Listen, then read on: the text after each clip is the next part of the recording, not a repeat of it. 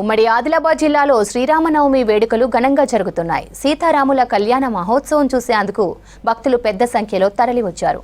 రామనవమి ఉత్సవాలపై మరింత సమాచారం ఆదిలాబాద్ నుంచి అంజయ్య అందిస్తారు. జిల్లా వ్యాప్తంగా సీతారాముల వారి కళ్యాణ వేడుకలు ప్రధానంగా అట్టాసంగా సాగుతున్నాయి. ఈ వేడుకలను తిలకించడానికి భక్తులు భారీగా తరలి వస్తున్నారు. మనం ప్రస్తుతం ఆదిలాబాద్ జిల్లాలోని చాందాటిలో ఉన్నాం. ఇక్కడ సీతారాముల వారి కళ్యాణాన్ని తిలకించడానికి భక్తులు భారీగా తరలి వచ్చారు. ఈ సందర్భంగా కళ్యాణం నిర్వహిస్తున్నారు. ముఖ్యంగా చూడొచ్చు భక్తులందరూ కూడా ఈ పవిత్రమైన కార్యక్రమంలో పాల్గొంటున్నారు. ముఖ్యంగా సీతారాముల ఏదైతే కళ్యాణ మహోత్సవంలో పాల్గొనడానికి ముఖ్యంగా చాందాటి గ్రామానికి మహారాష్ట్ర అదేవిధంగా మిగతా ప్రాంతాల నుంచి కూడా భక్తులు భారీగా తరలి వచ్చి ఇక్కడ ఒక పవిత్రమైన కళ్యాణంలో పాల్గొంటున్నారు. ఈ సందర్భంగా భక్తులందరూ కూడా ఏదైతే సీతారాముల కళ్యాణాన్ని ఒక కన్నుల పండుగగా తిలకిస్తున్నారు. అదేవిధంగా రామనవమికి సందర్భంగా ఎట్లాంటి ప్రాముఖ్యత ఉంది అనే అంశాన్ని పంతులు ఉన్నారు, వారిని తెలుసుకుందాం. పంతులు, రామనవమికి ఎలాంటి విశిష్టత ఉంది? శ్రీరామనవమిని పురస్కరించుకొని ప్రతి సంవత్సరంలాగే ఈ సంవత్సరం కూడా చాందాటి గ్రామంలో అత్యంత వైభవపేతంగా నిర్వహించడం జరిగింది. మరి ఈ రామ కళ్యాణం నిర్వహించడానికి దీని వెనుకున్న ముఖ్య ఉద్దేశం ఏమిటంటే, భగవంతుడు జన్మించినటువంటి రోజు.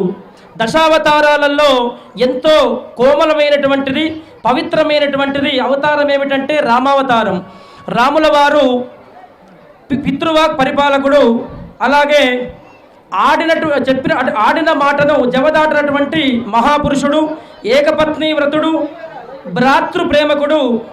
తాను ఒకసారి ఒక మాట ఇచ్చాడంటే ఆ మాటను వెనుకకు తీసుకోకుండా కేవలము పితృవాక్ పరిపాలకుడు తండ్రికి ఇచ్చినటువంటి మాటకు 14 సంవత్సరాలు వనవాసాన్ని పూర్తి చేసుకొని ఏకఛత్రాధిపత్యము అత్యంత వైభవపేతంగా రామ పరిపాలనని పూర్తి చేసుకున్నటువంటి మహాపురుషుడు. మరి రామ పరిపాలన ఏ విధంగా జరిగిందంటే, రాముల వారి పరిపాలనలో ప్రజలకు ఎటువంటి లోటుపాటు లేకుండా అందరినీ ఒకే విధముగా పరిపాలిస్తూ ప్రధానంగా ఈ కళ్యాణ ఉత్సవంలో ఎవరైతే భక్తులు పాల్గొంటారో వాళ్ళకి ఎలాంటి మోక్షం లభిస్తుంది? ఈ కళ్యాణ మహోత్సవంలో ఎవరైతే పాల్గొంటారో కళ్యాణాద్భుత గాత్రాయ కామితార్థ ప్రధాయనే శ్రీమద్ వెంకటనాథాయ శ్రీనివాసాయ మంగళం. ఈ శ్లోకాన్ని ఉదాహరణగా తీసుకొని ఎవరైతే ఈ రామ కళ్యాణ మహోత్సవంలో పాల్గొంటారో వారికి రాముల వారి యొక్క సంపూర్ణ అనుగ్రహం కలుగుతుంది.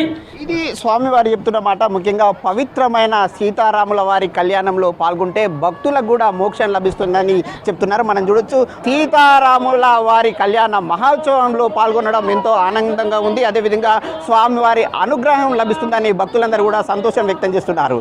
కెమెరామెన్ విఠల్తో అంజయ్య, V6 న్యూస్, ఆదిలాబాద్.